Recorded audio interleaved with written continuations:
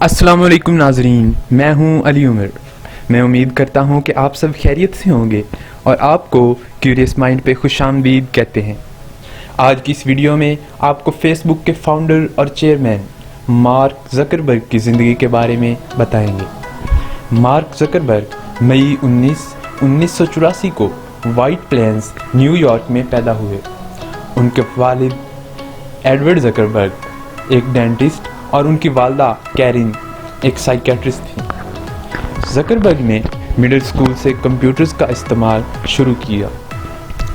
Zuckerberg نے اتاریز basic programming 90s میں اپنے والد سے سیکھی اور بعد میں ان کے والد نے ایک سافٹ ویئر ڈیولپر کو بطور پرائیویٹ ٹیوٹر کے ان کے لیے ہائر کیا۔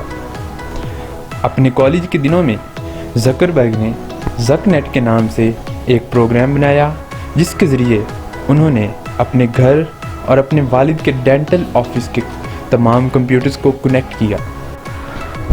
زکربرگ نے ہارورڈ میں ایک ایپ فیس میش کے نام سے بنایا جس میں اسٹوڈنٹس فوٹوز میں سے بیسٹ لکنگ پرسن سلیکٹ کرتے تھے۔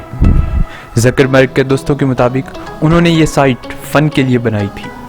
یونیورسٹی نے ایک ہفتے کے بعد یہ ویب سائٹ بند کر دی کیونکہ اس ویب سائٹ کی پاپولیرٹی نے یونیورسٹی کے انٹرنیٹ کو اوور ویلم کر دیا تھا، جس وجہ سے اسٹوڈنٹس کو انٹرنیٹ ایکسیس میں پرابلم آ رہا تھا، اور دوسری وجہ یہ کہ کچھ اسٹوڈنٹس کی کمپلینٹس تھیں کہ ان کی تصاویر بغیر اجازت کے استعمال کی جاتی ہیں۔ 4 فروری 2004 کو زکربرگ نے ہارورڈ سے فیس بک لانچ کی۔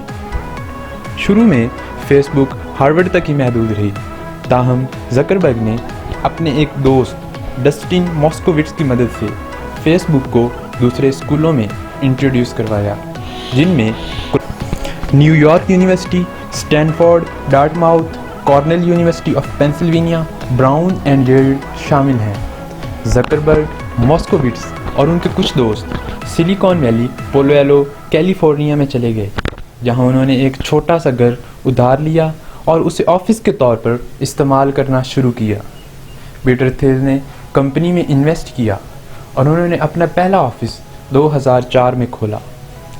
زکربرگ اور ان کے گروپ نے واپس ہارورڈ جانے کا فیصلہ کیا، لیکن پھر یہ ارادہ ترک کر دیا۔ 2007 تک انہیں بہت سی میجر کارپوریشنز نے کمپنی بیچنے کی آفرز دیں، لیکن انہوں نے اس سے انکار کر دیا۔ 21 جولائی 2010 کو زکربرگ نے بتایا کہ کمپنی کے یوزرز 500 ملین ہو چکے ہیں۔ 2010 کی وینٹی فیئرز میگزین کی لسٹ میں زکربرگ کو 100 موسٹ انفلوئنشل پیپل اور انفارمیشن ایج میں پہلے نمبر پر رکھا۔ نیو اسٹیٹسمین نے 2010 میں زکربرگ کو 50 میں سے 16th most influential person declare کیا۔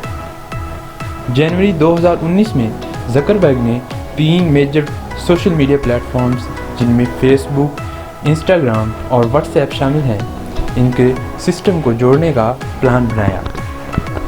14 اگست 2020 کو فیس بک نے انسٹاگرام اور میسنجر کے چیٹ سسٹم کو ضم کر دیا، جس سے فیس بک اور انسٹا یوزر نے کا کمیونیکیشن کافی حد تک بڑھ گیا۔ 24 مئی 2004 کو زکربرگ نے فیس بک پلیٹ فارم کو پروگرامرز کے لیے ایک ڈیولپمنٹ پلیٹ فارم ڈکلیئر کر دیا کہ وہ فیس بک میں سوشل اپلیکیشنز بنا سکتے ہیں۔ کچھ ہفتوں میں بہت سی اپلیکیشنز بن گئی اور کچھ کے یوزرز تو ملینز میں چلے گئے۔ پوری دنیا میں فیس بک پلیٹ فارم کے لیے اپلیکیشنز بنانے والوں کی تعداد 8 لاکھ ڈیولپرز سے کراس کر گئی۔ نومبر 6، 2007 میں زکربرگ نے بیکن کے نام سے ایک سوشل ایڈورٹائزنگ سسٹم انٹروڈیوس کروایا، جس سے لوگ اپنے فرینڈز سے انفارمیشن شیئر کر سکتے ہیں۔ مثال کے طور پر ای بے سیلرز اپنی فیس بک نیوز فیڈ کے ذریعے اپنے دوستوں کو بتا سکتے ہیں کہ کیا چیزیں سیل کے لیے اویلیبل ہیں۔ 2007 میں زکربرگ کو TR35 ٹیکنالوجی ریویوز میں top 35 inventors of the world میں شامل کیا گیا۔ اگر آپ کو ہماری یہ ویڈیو پسند آئی ہے تو ہمارے چینل کو سبسکرائب کریں اور ساتھ بیل آئیکن کو لازمی پریس کریں. شکریہ.